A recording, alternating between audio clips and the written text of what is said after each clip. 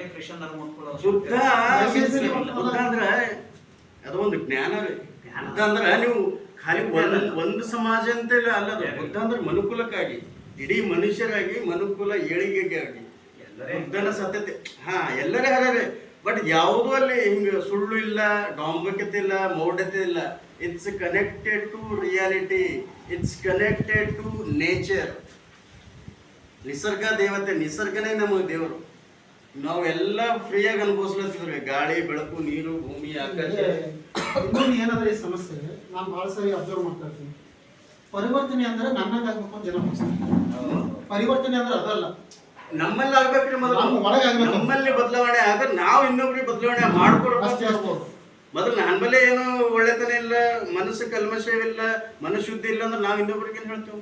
ಮೊದಲ ಪರಿವರ್ತನೆ ಜಗ ಪರಿವರ್ತನೆ. ಇಲ್ಲಿ ಮುಖ್ಯವಾದ ಪರಿವರ್ತನೆ ಅಂದ್ರೆ ಜನರ ಭಾವನೆ ಏನದಂದ್ರೆ, ನಾವು ನೀವೇನು ವಿಚಾರ ಮಾಡ್ತೀವಿ, ಇವಾಗ ನನ್ನಂಗೆ ಆಗ್ಬೇಕು, ನನ್ನಂಗೆ ಆಗ್ಬೇಕು, ಅದನ್ನ ಪರಿವರ್ತನೆ. ಧ್ಯಾನದಿಂದ ಅದು ಆಗ್ತದೆ ಲೆಕ್ಕ ಆಗ್ತದೆ, ಅದು ಆಗಲ್ಲ. ಧ್ಯಾನದಿಂದ ಏನಾಗ್ತದೆ ಆಂತರಿಕ ಬದಲಾವಣೆ.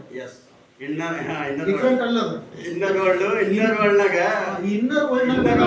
ನಮ್ಮಲ್ಲಿ ಪ್ಯೂರಿಟಿ ಬರ್ತದ್ರಿ, ಮನಸ್ಸು ಶುದ್ಧೀಕರಣ ನಮ್ಮಲ್ಲಿ ಕೋಪ, ತಾಪ, ಸಿಟ್ಟು, ಅಹಂಕಾರ, ದ್ವೇಷ, ಮನಸ್ಸಿನ ಕಲ್ಮಶಗಳೇನಿರ್ತಾವಲ್ಲ ನಿಧಾನವಾಗಿ ಕಡಿಮೆ ಹಾಕೋತ ಆಗಲ್ಲ ರೀ. ನಿಧಾನ ಅಲೋಪತಿ ಗೋಳಿ ಮತ್ತೆ ನಿಮ್ ಮತ್ತಂದ್ರಿ ಬಾಡಿ ನಿಮ್ಗೆ ಯಾವ್ದು ರೋಗ ಬರಲ್ಲ.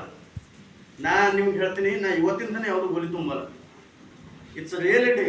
ಯಾಕೆ ಅದು ಮತ್ತೆ ರೆಗ್ಯುಲರ್ ಇರ್ಬೇಕು. ನೀವು ನಾವು ಒಂದಿನ ಮೆಡಿಟೇಷನ್ ಮಾಡಿದ್ರೆ ನನಗೇನಾಗಿದ್ರೆ ನಾವು BP, ಶುಗರ್, ಹಾರ್ಟು ಅದು ಏನೋ ಅಂತಿಲ್ಲ. ನಾ ಇವತ್ತಿಂದನೇ ಯಾವ್ದು ಗೋಲಿ ತುಂಬಲ್ಲ. ಇದು ಫ್ಯಾಕ್ಟ್ ಅದ. ನೀವು